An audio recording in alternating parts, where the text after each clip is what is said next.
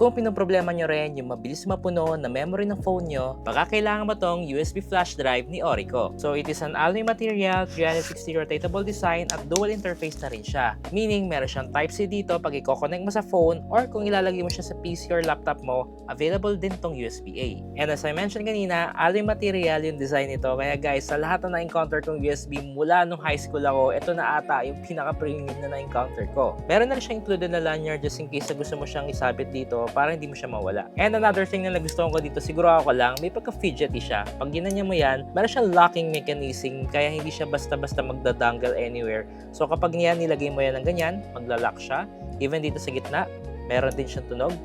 Ayan. At pag nilabas mo naman yung Type-C, meron din siyang satisfying click. Available din to sa iba't ibang sizes pero yung kinuha ko is 128GB, more than enough na para maging everyday carry ko na flash drive if in case na kailangan ko mag-print or kailangan ko mag-transfer ng videos or gaya nga nasabi ko kanina, kapag puno na yung memory ng phone mo, pwede mo itong gamitin as a backup. Kaya ako naghahanap kayo ng premium pero pasok sa budget na USB flash drive na pang backup sa phone mo, i-check itong kay Orico. Ilalagay ko na lang to dyan sa basket ko sa baba.